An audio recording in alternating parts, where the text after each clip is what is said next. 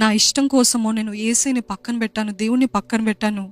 దేవుని పక్కన పెట్టిన కాడ నుండి, దేవుని పక్కన పెట్టిన మొదటి నుండి నేను అటు ఏదైతే నా సమయాన్ని ఇచ్చానో, నా మొత్తము సమర్పించుకున్నా, అది పోగొట్టుకున్నాను. దాంతోపాటు యేసయ్య సన్నిధిని, దేవుని సన్నిధిని కూడా పోగొట్టుకున్నానని మీరు అందరు చెప్పగలుగుతారు కదండి. నిజంగా if you are giving up Jesus for something, not only will you lose Jesus, అంటే దేవుని మీరు పోగొట్టుకుంటారు. దేవుడు ఏదో దూరం అయిపోయాడు కాదు, మనమే దూరం అయిపోతాం. ఆయన సన్నిధి దూరం అవుతుంది కాబట్టి యేసు ప్రభు సన్నిధిని పోగొట్టుకుంటాము. అటు మనం ఏదైతే ఇష్టపడ్డామో, ప్రేమించామో అది కూడా పోగొట్టుకుంటాం. జాగ్రత్తగా. Whom are you giving up Jesus for? దేవుణ్ణి ఎవరి కోసము మీరు అప్పజెప్తున్నారు, ఎవరి కోసం విడిచిపెడుతున్నారు? దేవుడు అంటున్నాడు, అది అతి త్వరలో మీద నుండి తీసివేయబడుతుంది. అతి త్వరలో మీద మీకు నష్టంగా, మీకు ముళ్ళుగా మారబోతుంది. జాగ్రత్త, జాగ్రత్త. Are you giving up Jesus for something or somebody? చాలామంది స్నేహితుల కోసము, లవర్స్ కోసము, బాయ్ ఫ్రెండ్స్ కోసం, గర్ల్ ఫ్రెండ్స్ కోసం, వీళ్ళ కోసం, వారి కోసము ప్రార్థన తర్వాతలే, చర్చ్ తర్వాతలే, వాళ్ళని కలవాలి, వీళ్ళని కలవాలని దేవుణ్ణి పక్కన పెట్టిస్తూ, దేవుడు వద్దంటూ వెళ్ళిపోతూ ఉంటారు.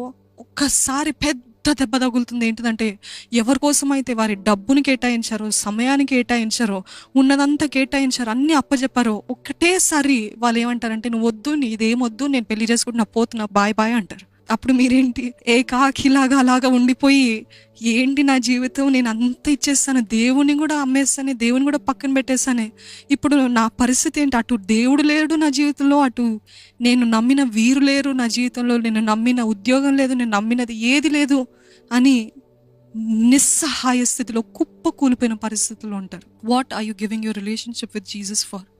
ఎవరి కోసం, దేనికోసం? జాగ్రత్త. దేవుడు ఏదో తీసివేస్తాడని కాదండి, దేవుడు ఏదో చేస్తాడని కాదు. మనం ఎప్పుడైతే దేవుని దగ్గర నుండి దూరం అయిపోతామో, అపవాదికి ఎప్పుడైతే మన జీవితం పైన చోటు ఉంటుందో, అపవాది అన్ని దోచుకొని పోయేవాడు, వాడు దొంగ అని వాక్యం తెలియజేస్తుంది.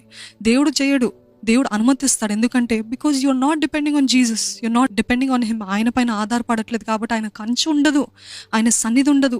ఆయన సన్నిధి, ఆయన కంచె, ఆయన కాపుదల లేని పక్షాన అపవాది ఈజీ యాక్సెస్, ఏదో ఇదేంటి సెక్యూరిటీ లేని అపార్ట్మెంట్ లాగా, సెక్యూరిటీ లేని ఇల్లు లాగా, లేకపోతే గేట్స్ లేని ఇల్లు లాగా మన జీవితం అయిపోతుంది. అంటే మనం ఏం ఆహ్వానించనక్కర్లేదు.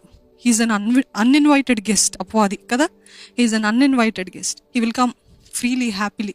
కానీ దేవుని సన్నిధికి, దేవుని కంచె ఎప్పుడు ఉంటుందంటే, దేవా ఇవన్నీ కాదయ్యా, నువ్వు నాకు కావాలి. It is you, your the relationship with you is more important than anything else.